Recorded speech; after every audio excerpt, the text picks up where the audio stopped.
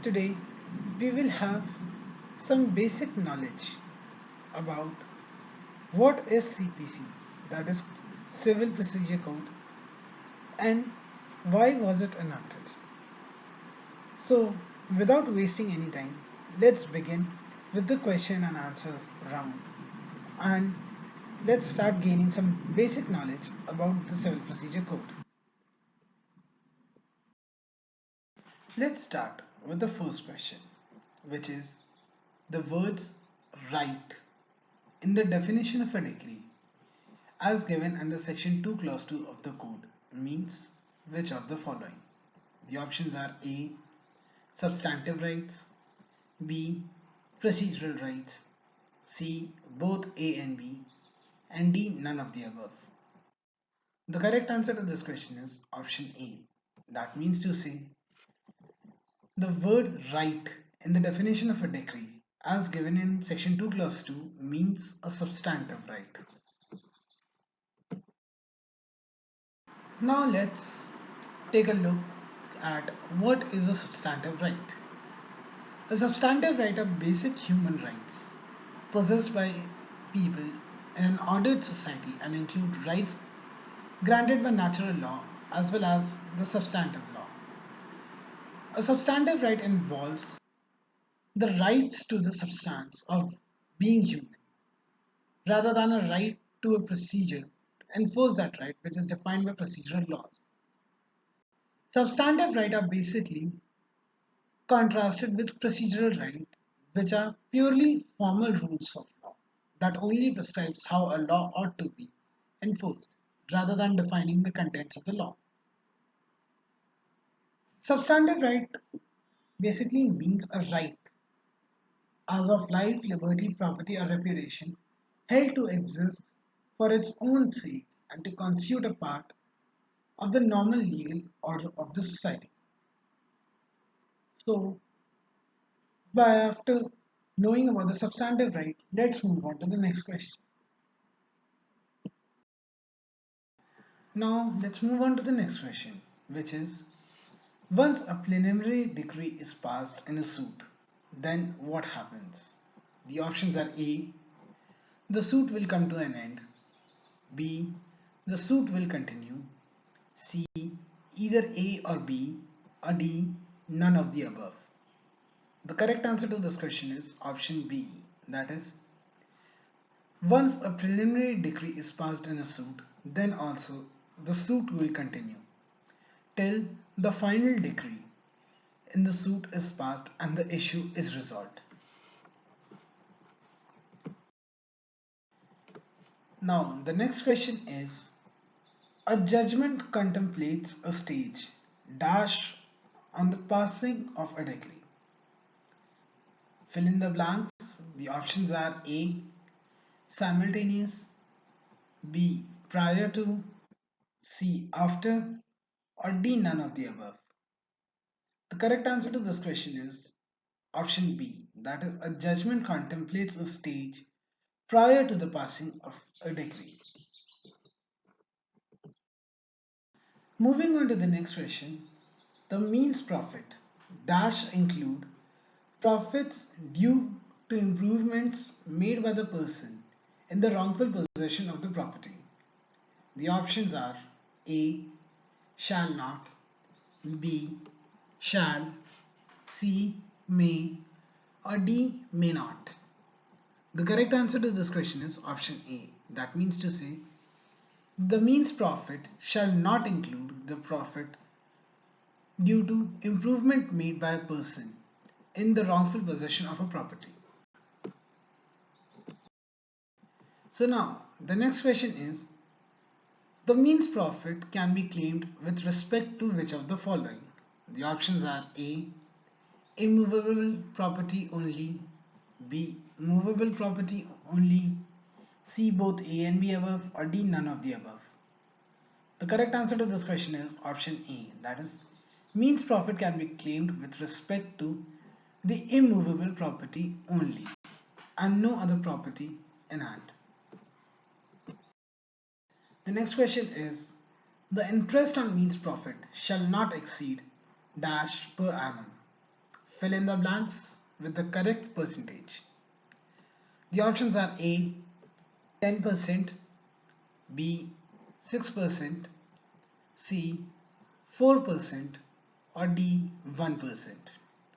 The correct answer to this question is option B. That means to say the interest on means profit shall not exceed 6% per annum. We have been talking about means profit in previously two or three questions. But have you ever wondered what is this means profit? So now let us know about this means profit. Means profit is a profit that is earned by one in a wrongful possession of the property. Means profit is basically the sum of money paid for the occupation of land to a person with the right of immediate occupation where no permission has been given for that occupation. The concept of means profit is feudal in origin and common in countries which rely on the English legal system, including many former British colonies. The word has been derived from the root word demesne. So, after gaining some basic information about means profit, now let us proceed to next question. Now let's move on to the next question. The official request that a court should not take a particular action without issuing notice to the applicant party is called what? The options are A. Stay of suit, B. Injunction, C. Caveat, or D. Letter of request. The correct answer to this question is option C. That is, where there is an official request that a court should not take a particular action without issuing notice to the applicant party, it is known as caveat.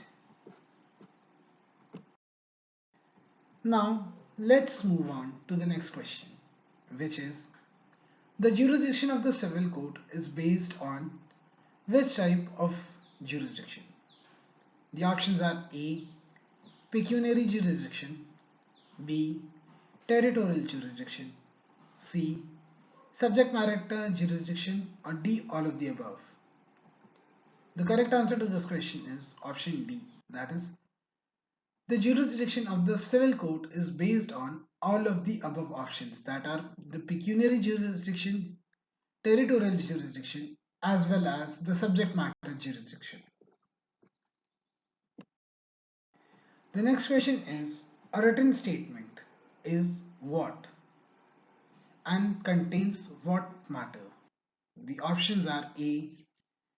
It may contain new facts in a favor of defendant. B. It may contain legal objection in the claim of the plaintiff. C. It must be confined to the reply of the plaintiff. Or D. Both A and B above. The correct answer to this question is option D. That is, both A and B above are correct. That means to say a written statement may contain a new facts in favor of defendant and may contain legal objections to the claim of to the plaintiff. Now, let's move to the next question, which is provision regarding res sub judice are what kind in nature? The options are A. Mandatory, B. Discretionary, C. Not mandatory, or D. Directory. The correct answer to this question is option A. That is, provision regarding to res sub judice are mandatory in nature. The next question is, which of the following sections of the code is intended to prevent two parallel proceedings in respect of same cause of action? The options are A. Section 13, B. Section 11, C. Section 10, or D. Section 9. The correct answer to this question is option C. That is, Section 10 of the Code of Civil Procedure is intended to prevent two parallel proceedings in respect of the same cause of action. So the next question is, a decree may be executed by dash. The options are A, court which passed it, B, court to which sent for execution, C, appellate court, or D, A and B above. The correct answer to this question is option D, that is, both A and B above are correct, which means that a decree may be executed by the court which passed it and the court to which it is sent for execution. The next question is, among the following, who cannot be arrested during the execution of the money decree? The options are A, women, B, any person, C, partner, or D, none of the above. The correct answer to this question is option A. That means a woman cannot be arrested during the execution of a money decree. So let's now move on to the last question for the day, which is, under the code, the provision of notice before instituting a suit against the government is given in which of the following section? The options are A, section 82, B, section 80, C, section 79, or D, section 78. The correct answer to this question is option B, that is, section 80 is the provision in which the notice before instituting a suit against the government should be given. So before signing off, let's just know what is section 80 and what does it state and means. So now let's see what does section 80 states. Section 80 tells about notice.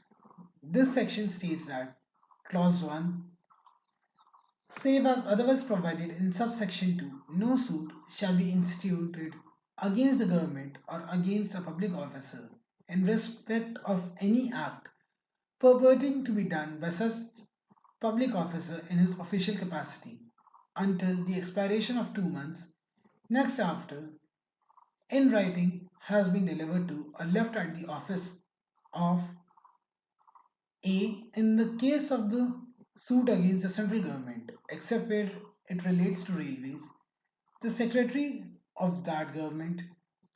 B, in case of a suit against the central government where it relates to railways, the general management of that railway.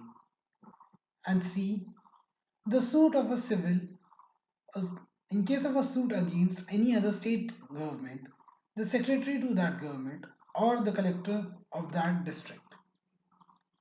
Clause 2, a suit to obtain an urgent or an immediate relief against the government, including the government of the state of Jammu and Kashmir, or any public officer in respect of any act purporting to be done by such public officer in his official capacity may be instituted with the leave of the court without serving any notice as required by the subsection 1. But the court shall not grant relief in a suit where, whether interim or otherwise, except after giving to the government of the or the public officer, as the case may be, a reasonable opportunity of showing cause in respect of the relief paid for in the suit.